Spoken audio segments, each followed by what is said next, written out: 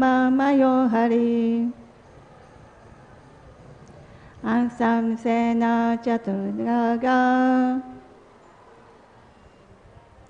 putratvaṁ pariḥ suraiḥ.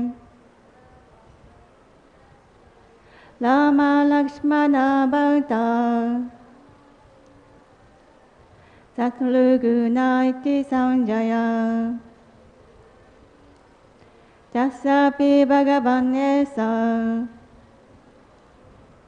sākṣāt brahma-mayo hariḥ. aṁśa-aṁśena caturdhāgāt. putratvaṁ prārthitaḥ suraiḥ. rāma-lakṣmaṇa-bharata. śatrughnā iti saṁjñayā. tasyāpi bhagavān eṣaḥ. sākṣāt brahmamayo hariḥ. aṁśa-aṁśena caturdhāgāt.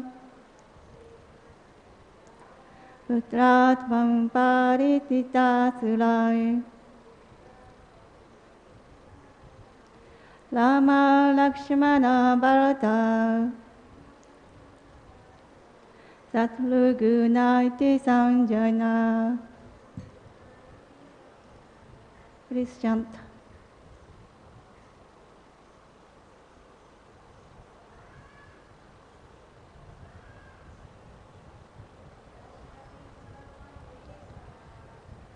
Tasya bhagavān eṣaḥ.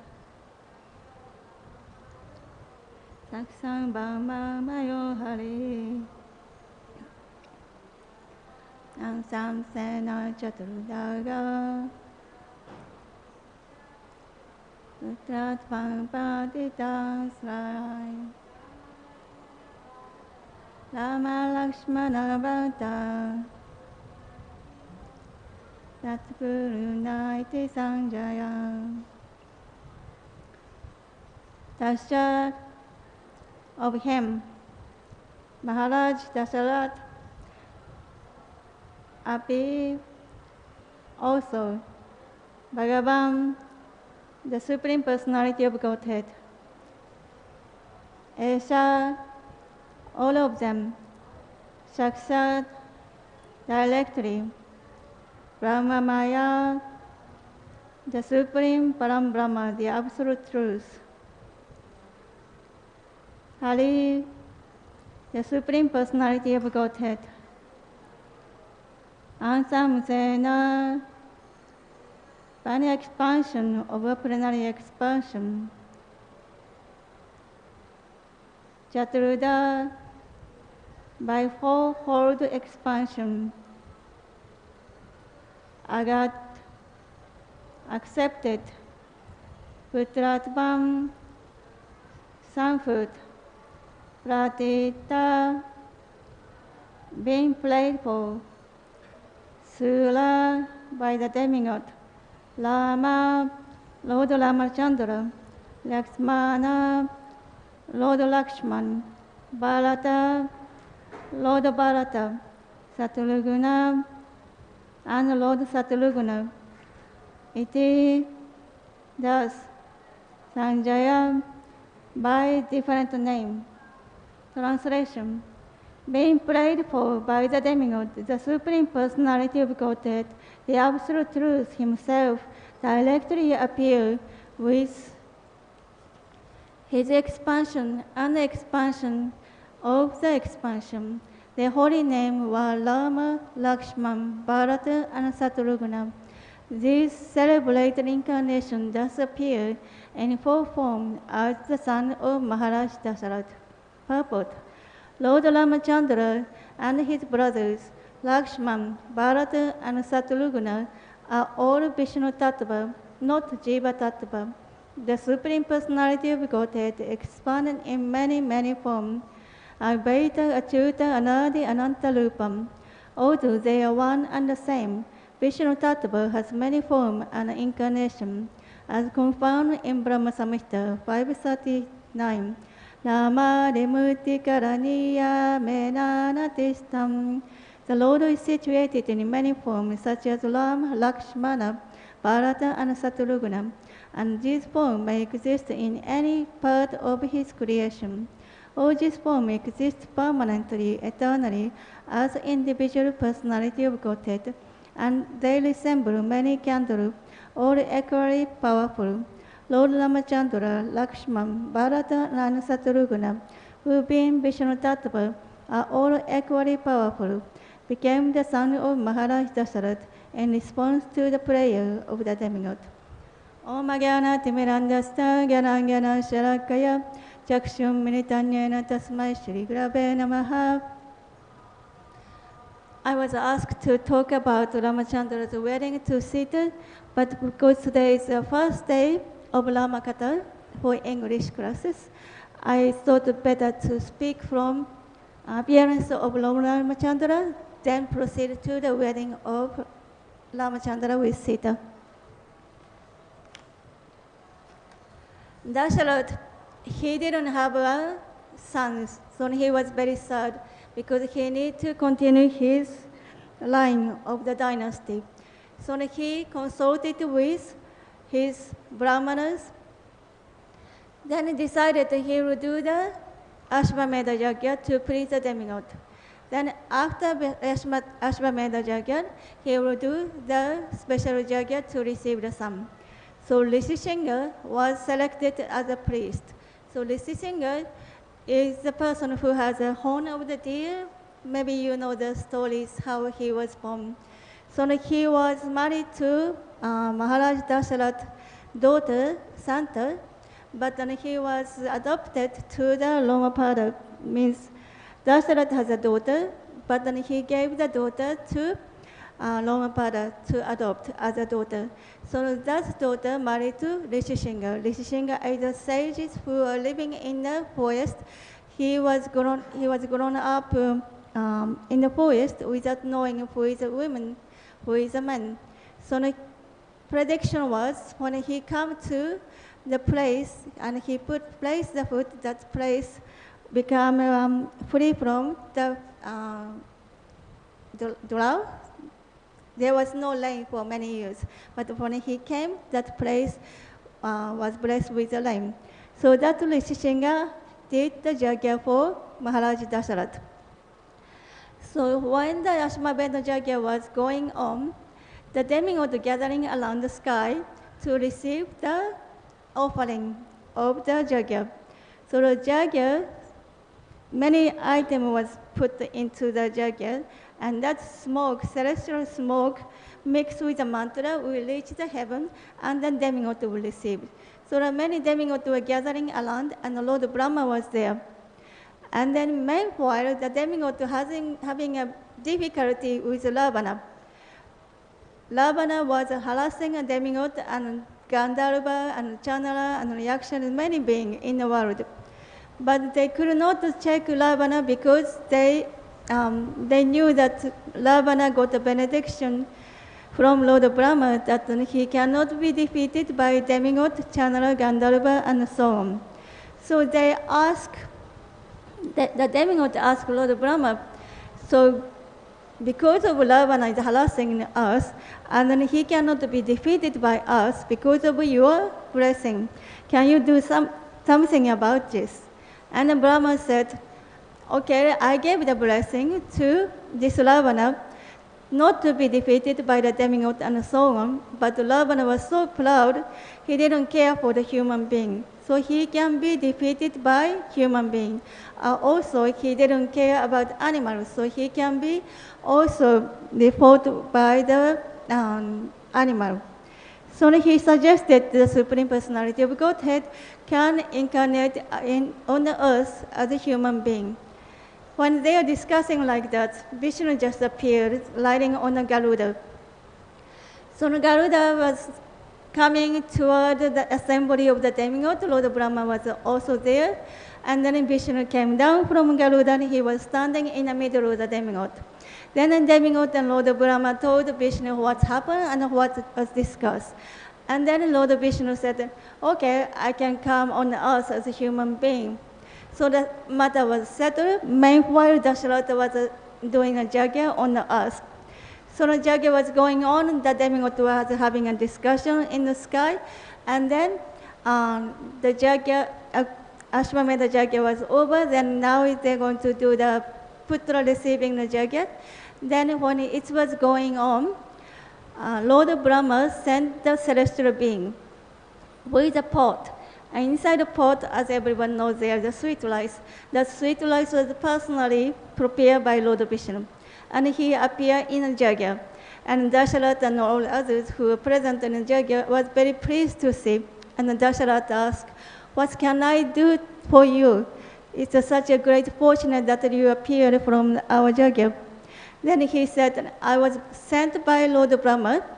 Please accept this pot of the sweet rice. Then you give it to the wife, your wife. So that pot was quite big. He was not holding with hand, but he has to hold with arm. That was quite a big pot, and the sweet rice was there. And Daśaratha was delighted. And then he went around that personalities, go around to Sakamabrai. Then he received the pot. Then he went to the queen's quarter, and then the yajna was successfully completed. And then after that, he offered respect to all the brahmanas, and then he went to his quarter and gave the sweet rice to the queen. And he gave half to the Kaushalya, first queen. Then second, he gave, there are two versions of this, but then I'm just going to say one from Valmiki Ramayana. Then he gave half of the half to Sumitra. Then half of the half he gave to Kaikeya. Then there is a half, all remained. Then he, Daśaratha thought about that, and he gave it to Sumitra again. So that means Kaikeya is Daśaratha's favorite, but then she was third queen. So Daśaratha, he has a liking, but then he followed the Dharma. According to the Dharma, the first queen should be respected most, then second and third. So he gave half to Kaushalya, and he gave the half to Sumitra, then half to Kaikeya. And remaining one, if he gave to Kaikeya, then that means Sumitra and Kaikeya will get the same amount. That is not correct according to the religious rule. So he gave that remaining one to Sumitra. So Kaushalya got half, and Sumitra got half plus half. And Kaikeya got half, like that. Then after full 6 seasons, that means 1 year, 12 months was passed, then pregnancy was over. Then Sumitra gave birth on Chitra month, means coming Ramachandra's appearance day, that is coming on for us. Next Sunday is Ramachandra's appearance day. Then next day, Bharata was born from Kaikeya. Then same day as Bharata, Śatrughna and Lakṣmaṇa and Śatrughna were born from Sumitra. So the Ramachandra the first son, and next day Bharata was born, so he was considered to be the second. And then the same day, but Lakṣmaṇa and Śatrughna were born.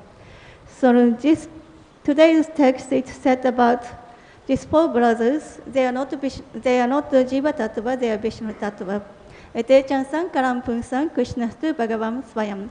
Indriyani Bhakulan Loka Briyadante Yuga Yuga. So there is a Krishna, he is the Supreme Personality, but there is an incarnation, an expansion of expansion, and expansion of expansion. But they are all Vishnu Tattva, and Krishna, the Supreme Personality of Godhead, original Svayam Bhagavan. And they come to protect the Sura, Indra and other Sura, and then destroy the demon. So in this content, Ramachandra is of course Krishna himself, and Lakṣmaṇa is Balaram, and Bharata and Śatrughna, there are 2 versions I have seen. And I think a different version of Ramayana is there. So one scripture said Bharata and Śatrughna are 2 weapons. Bharata is a conch, and Śatrughna is chakra. Then other explanation was Ramachandra is Vishnu, Vasudeva and Lakshman is Sankarsana, and Bharata and Śatrughna is Pradyumna and Aniruddha. So different versions is there, and both can say safely that they are Vishnu Tattva, they are non-different, they are directly non-different from Krishna in many ways. So then after the birth of these 4 boys, name giving ceremony was performed. So name giving ceremony was supposed to perform, according to the version that I was reading, after 12 days. So Ramachandra was born, and the other 3 are born next day. So for them, after 11 days, but for Ramachandra, after 12 days. It's said that it's counted from the firstborn. So the firstborn was Ramachandra. So from Ramachandra's birth, 12 days, then they gave name-giving ceremonies. So Daśaratha gave the name, but there the Kshatriya code, the king cannot give the name to the son directly. So it has to be given by the Brahmana. So the name was given from Vasishtha Muni. So the name Ramachandra, literal meaning is one whose characteristic, his character, give pleasure to everyone. And Lakshman, his name meaning Lakshmi, he is full of prosperity, but that prosperity doesn't mean the wealth and money, but that is the wealth of the service devotion to Lord Rama. Then Bharata means a maintainer. He will maintain the whole world. That indicates that during an exile of Ramachandra, he was ruling the world on behalf of Ramachandra and maintaining the world. Then Śatrughna means chastiser of enemy. So he is very strong, and then he will, once he was going around, conquer the whole world on behalf of Ramachandra. So he chastised all the enemies, and then he conquered the different kingdoms. So this is about rāma-lakṣmaṇa-bharata and Śatrughna. Then they grow up very nicely, and they learn different Vedas, especially Dhanu Veda, that is weapon, the Veda about weapon and fighting, because they are Kshatriya. They have to know how to fight, and they also have to learn how to rule the kingdom, protect the citizen, and also they learn different subject matter and spiritual subject matter. Then they grow up, and then Daśaratha was thinking, as they grow up, about 16, then he was thinking they have to get married, and he was thinking who will be a proper bride for them. Just when he was thinking, Vishwamitra appeared. And then Vishwamitra, the famous story, I'm sure everyone knows, Vishwamitra came, and Daśaratha said, what can I do for you? Such a great fortune, you have come, anything you tell me I will do. And then he said, okay, very good, give me your son. I'm doing a yajna, and then the Rakshasa is attacking. I need someone to chastise this Rakshasa. And then he was so shocked. Not only just Rakshasa, and then he asked, what kind of Rakshasa? I will go myself. I can go with 1,000 warriors, and then I will fight with them. But Rama is just 16, less than 16. He's just a boy. He studied how to fight, but then he doesn't have practical experience. So the first fight will be with powerful Rakshasa. Is not so nice, and he will be defeated, and he will be in danger. Then Vishwamitra said that, oh, that Rakshasa is actually Maricha and Rahu, and they are sent by Ravana. Ravana was disturbing the whole world, and he was destroying a different yajna, and sometimes he didn't bother to go by himself, then he will send this Shiva and Maricha.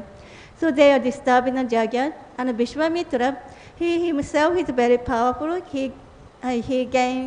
He got a different weapon from Lord Shiva, and then he can destroy the Rakshasa in no time with just chant mantra.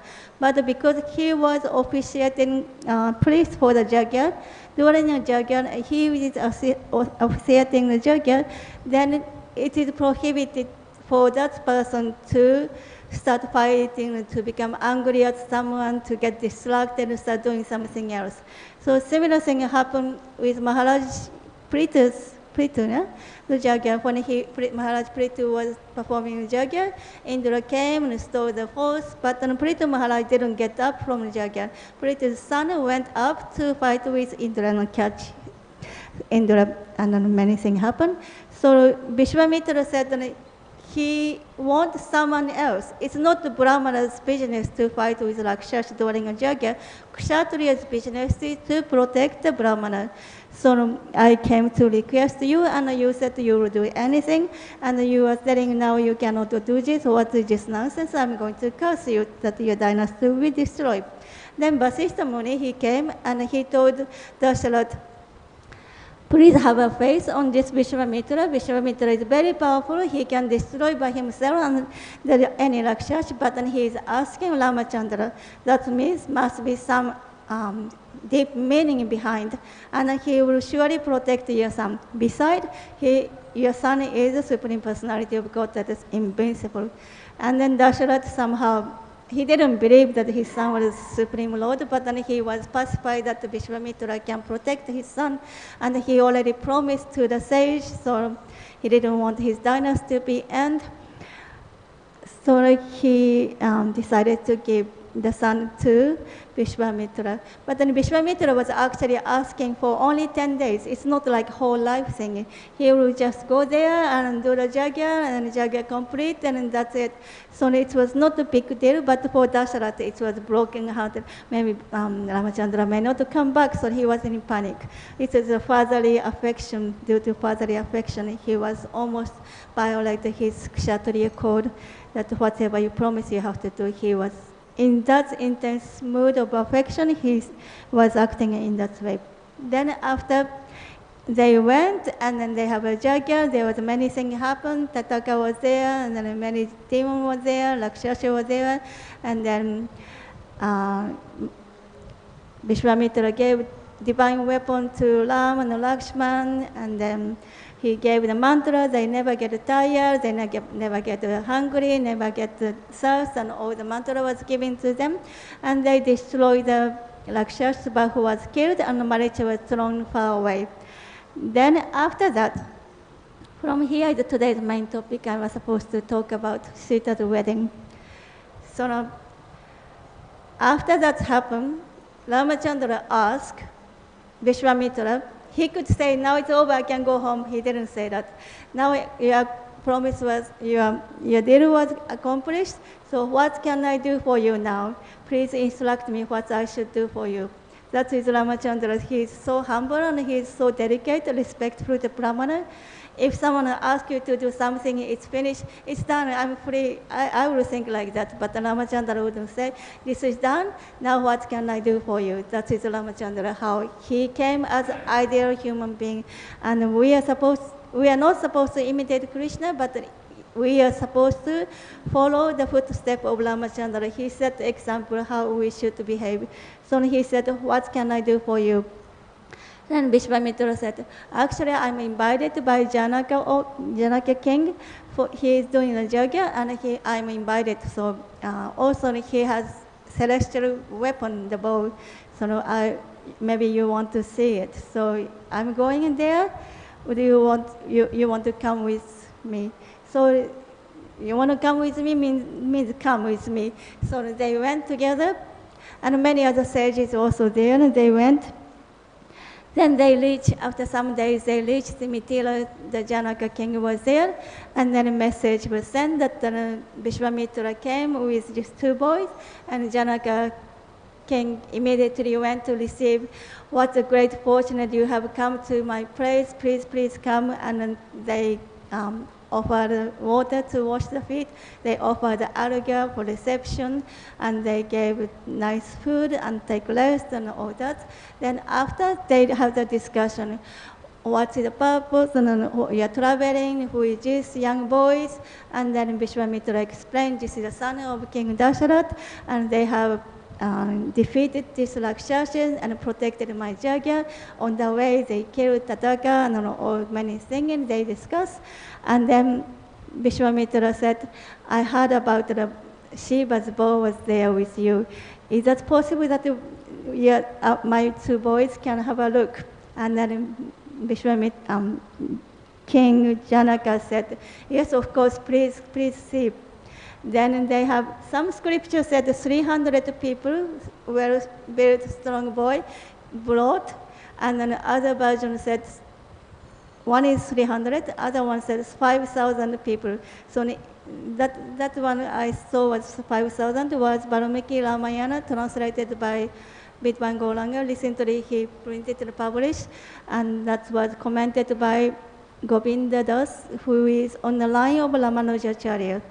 So that is set 5,000. And then I think in Bhagavatam and then Veda Besa, it said 300. Anyway, that's indicated it was very heavy. So it was brought, and it was in a box. And then one version said those soldiers they brought, they opened the box, and then another Valmiki Ramayana said, Ramachandra asked, is it okay that if I can touch?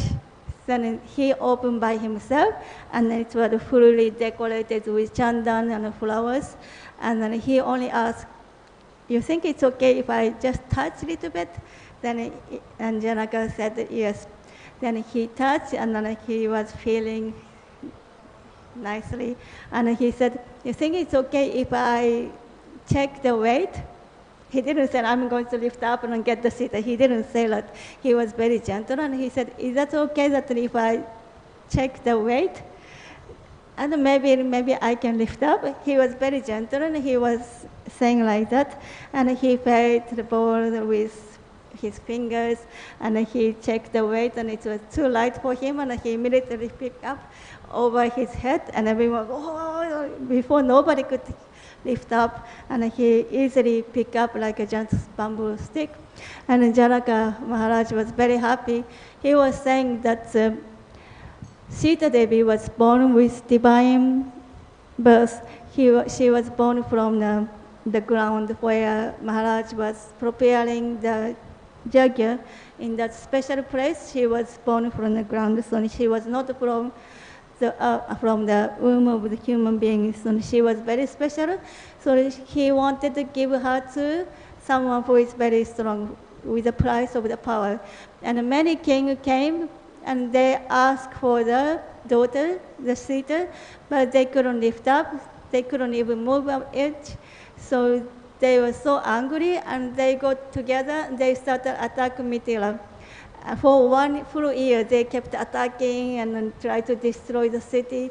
And Janaka Maharaj as a king, tried to protect the city. He sent the soldiers, he was fighting, and all the treasure was extorted. There was nothing, almost nothing was left. So he was thinking what to do.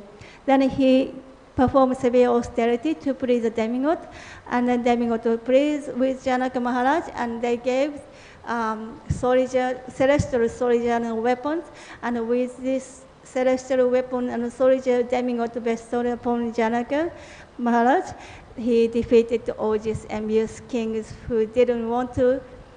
He couldn't lift up the bow, but he wanted to get the Sita. That is not according to the agreement. So they are all defeated. But now Janaka Maharaj has a problem. Nobody can lift up, and my daughter has this prize, and now my daughter has no husband. But then he was thinking, I want my daughter to marry to only Vishnu. So he set up the task that only Vishnu could do. And now Ramachandra came, and he lifted up, and he was so happy about that. So according to the Lord, Janaka Maharaj said, so please accept my daughter as your wife. Then he said to Vishwamitra Muni, and Vishwamitra Muni consented, and Sita came, and then she has a garland and placed on Ramachandra to show that it was agreeable for Sita Devi.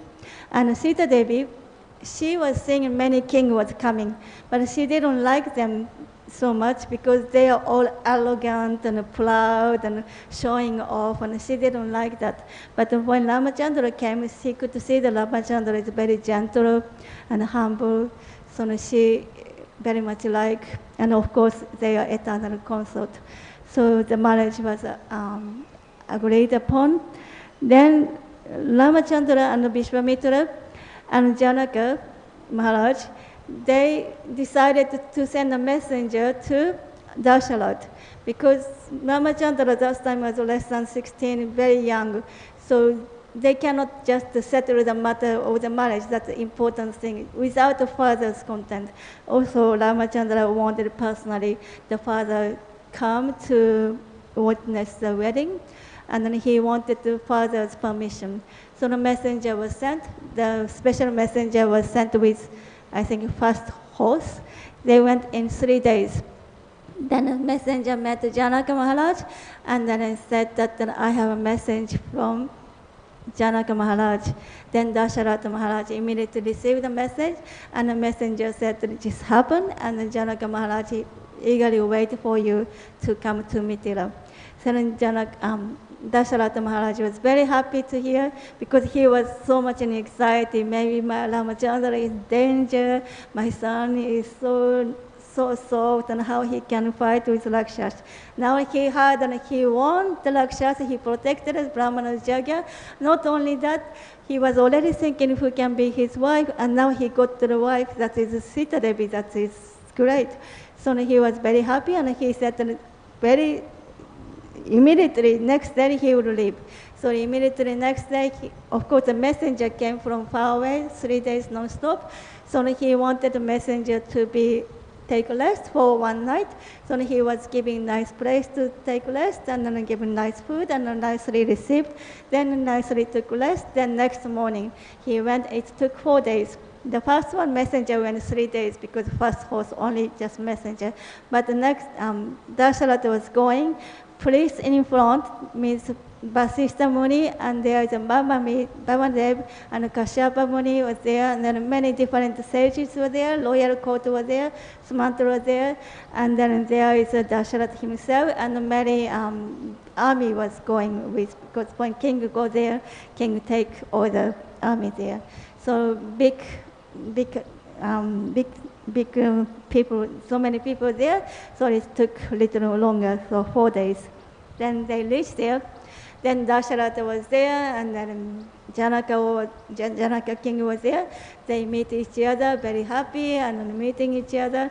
Then Daśaratha said, such a nice news and I received, and I'm very happy. And Janaka said, I'm also very happy, feel very honored to have son-in-law like Ram, and they are coming from very exalted families. Then Janaka said, Daśaratha said to Janaka, so please conduct your ceremony. And then Janaka was a little bit surprised. I'm supposed to decide. You are the elder. You are supposed to decide. But then for Daśaratha, he said, Janaka, you are the giver of charity. Ato Krishna Prabhu ki jai. Ato Krishna Prabhu is my teacher, my respectful role model. I learned many things, how to give the class and all that. First time I gave the class in during a Bhakti Baba, I could hardly speak, and I was speaking like a mosquito. And then because of Krishna Prabhu's training and teacher training, and so I'm very grateful to you. And what I was talking, also okay. So Daśaratha said, because Janaka Maharaj, he is giving a charity, the giver of charity should conduct the ceremony. And I'm the receiver, I will receive whatever the giver will give. So Janaka Maharaj decided to follow Maharaj Daśaratha's order. He took as an order. Then he conducted the ceremony. And then this time, one version said Vishwamitra said, one version said Janaka Maharaj said. They discussed, and they wanted to, not only Ramachandra to Sita, but there is a Lakṣmaṇa was there. Lakṣmaṇa should be married to Sita's sister. Sita's sister means Sita was coming from the ground, from the earth. But then there is one daughter with Janaka, that is Urmila. So she was called second daughter, but actually she was Janaka Maharaj's daughter. So she should be married to Lakṣmaṇa. And then not only that, there is a Bharata and Śatrughna should also marry to Janaka Maharaj's brother, Janaka Maharaj has a brother and he has two daughters. They should marry to each other. This Janaka Maharaj's brother is very, very close to Janaka Maharaj. They grew up together, and then he was protecting the brother.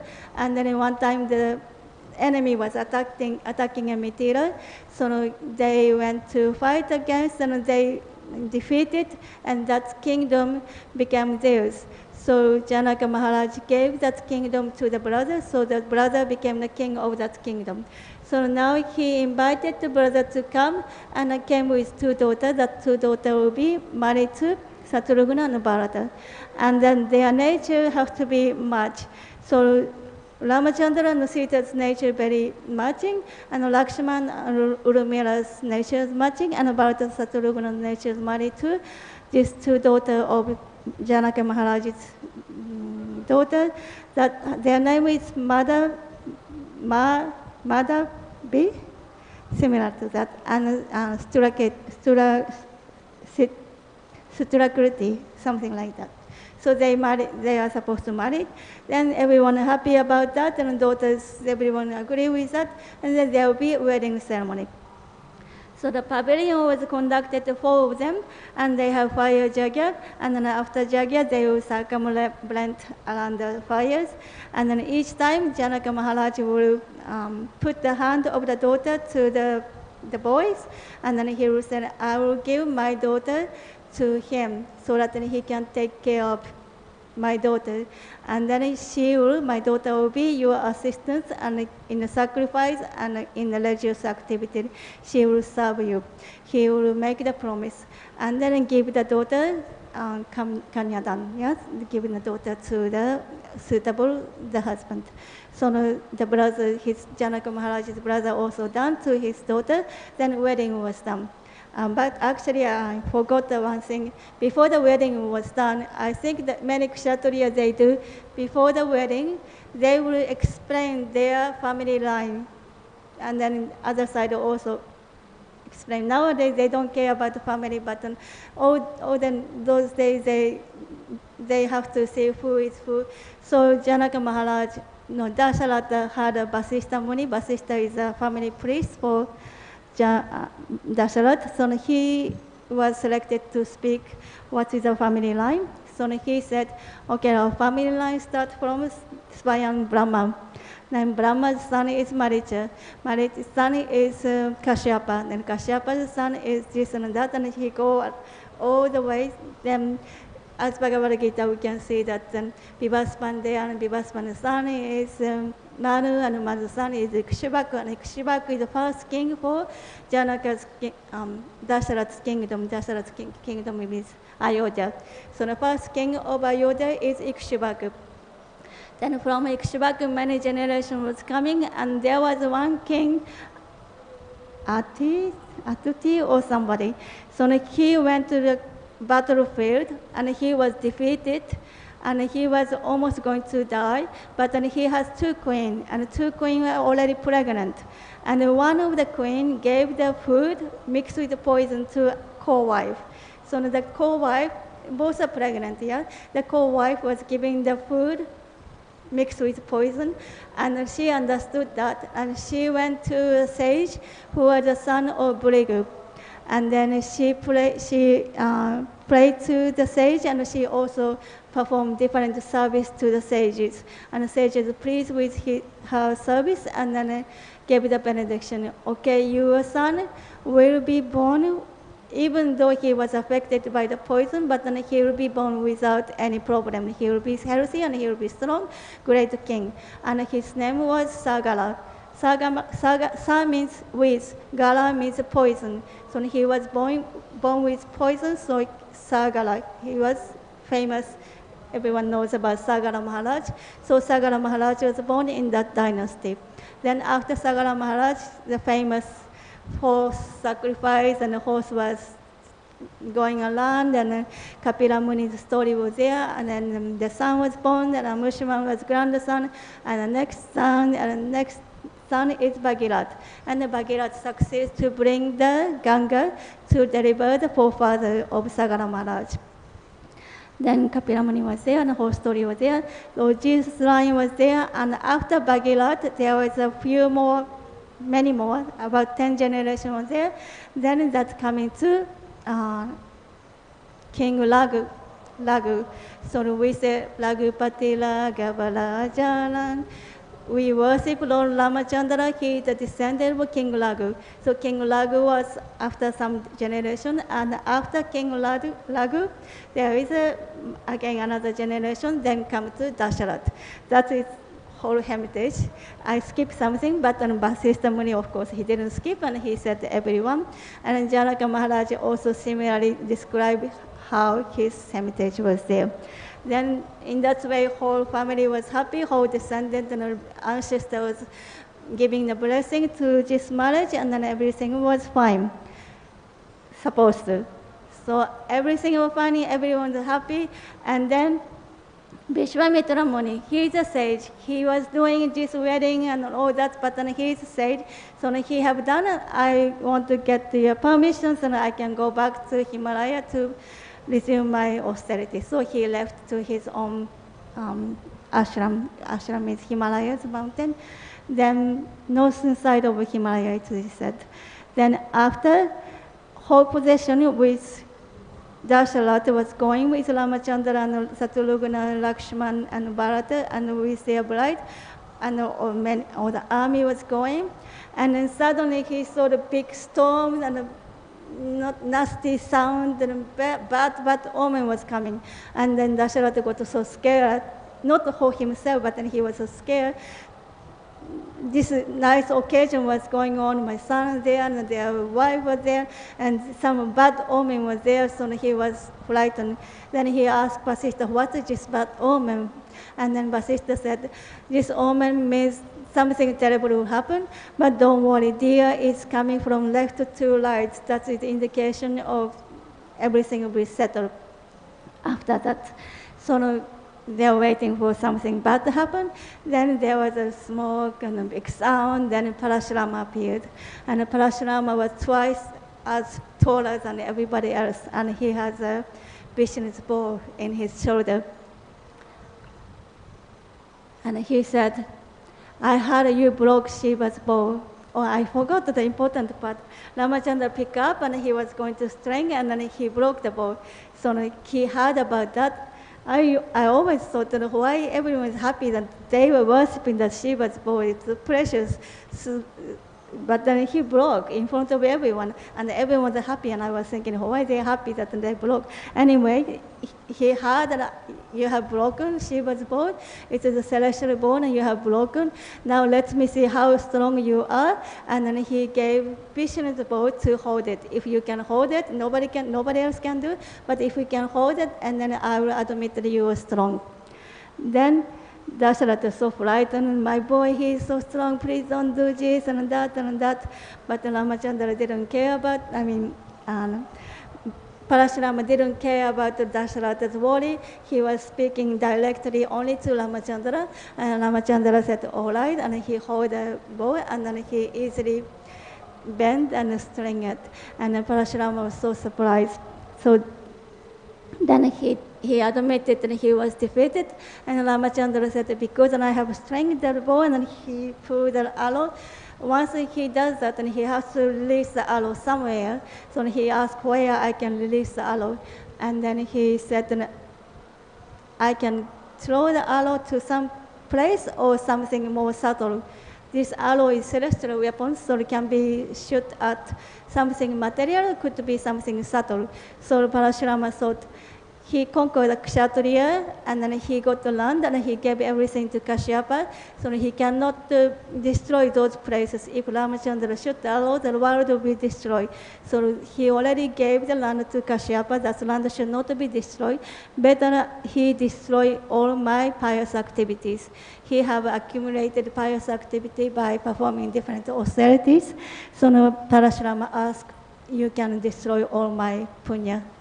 So he shot the arrow, and all his punya was destroyed, and then he went back to austerity. And before he does that, he was talking about the glory of Lord Shiva's arrow, bow, and Vishnu's bow. So there is a many complicated story, but to make it short, Shiva was supposed to fight with Tripura demon. He was very strong, even Vishnu refused to fight. So the demigod asked Vishvakarma to carve the strong bow and gave it to Shiva, and Shiva shot the arrow and defeated this Tripura demon. Then after that fight, all the demigods started thinking, is Shiva stronger than Vishnu? Because Vishnu didn't fight and Vishnu didn't defeat this demon. Shiva defeated, so Vishnu is stronger or Shiva is stronger? And then Brahma said, okay, I will settle the matter. Brahma knows Shiva is a subordinate to Vishnu, but all the other demigods are thinking which one. So Brahma made a trick. He went to Shiva, no. He went to Vishnu first, and then he told the Vishnu, you know, Shiva is telling, Shiva is stronger than Vishnu. You didn't fight and I fought, I'm stronger, so I'm stronger than you. And then Vishnu got angry, what is this? And then Brahma went to Lord Shiva and told, you know, Vishnu is saying Vishnu is stronger because that the arrow, on the tip of the arrow, Vishnu was residing. Because Vishnu was residing on the tip of the arrow, that's why you could defeat this demon. So Vishnu is stronger. Then Shiva got angry. Then Shiva and Vishnu to fight. They started to fight and using that celestial weapon. And then usually celestial weapon can be used with a mantra. They chant a mantra, release the arrow, then they will hit the target. But Vishnu didn't even bother to chant a mantra. He just said, hop. Then because of that, Shiva's bow lost the power, and then Shiva himself lost the power, and he was immediately defeated. So that time, Shiva's bow was stretched. I don't know exactly what that means. It said to stretch. So Parashuram was telling, Shiva's bow was already defected anyway. So Ramachandra broke it. Ramachandra broke Shiva's bow, but it was already defected that time. So nothing, no credit on Ramachandra. That's what Parashuram was telling. But this Vishnu's bow is very strong. You cannot break it. So of course, Ramachandra didn't break it, but then he could lift up. And later on, after Shiva has that bow with him, but later Daśaratha is coming in fourth canto of Srimad Bhagavatam. There is a whole story of Daśaratha. And then Shiva was not invited by Daksha to the sacrifice, and later Sati she committed suicide by burning her body because contaminated body from Daksha. So the whole thing was happening. Shiva got angry and he came with all the Rakshas and Pitas and all ghosts and came and destroyed Daśaratha. This time Shiva was so angry and he was going to use that bow, but then demigod appeared to Lord Shiva, please come down, you are a very gentle person, you always protect the weak, and then you please do not destroy everything. And then Shiva is easily get angry, easily pacified. So he got pacified, he gave the bow to the demigod. And later that bow was given to ancestor of King Janaka. That's how that bow was there with Janaka Maharaj. And then the Shiva's bow was with Parashurama because that's after that Vishnu gave to the ancestor of Jagamagni. That means Parashurama's forefather. So it was there with Parashurama. So that is the story about Shiva's bow and Vishnu's bow. And then Parashurama passed by and he left, and then the whole procession went peacefully back to Ayodhya. And then everyone's so happy, and Koshalya and then Sumitra and then Kaikeya, all very happy to receive their son and then daughter-in-law. And they live hopefully ever happy again. But it didn't end there. But then the next story will be, I think, continue tomorrow. Hare Krishna, Krishna Krishna, Hare Hare, Hare Rama, Rama Rama, Hare Hare. Ramachandra ki jai. Any question or comment?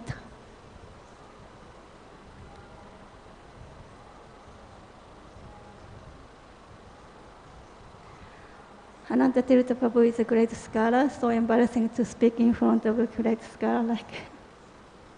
Please forgive me if I make any mistake or just by sitting here is very embarrassing. Any question or comment? If no question or comment, then we will finish here. Srila Prabhupada ki jai, Srimad Bhagavatam ki jai, Nitai Go Premanande Hari Hari Bo.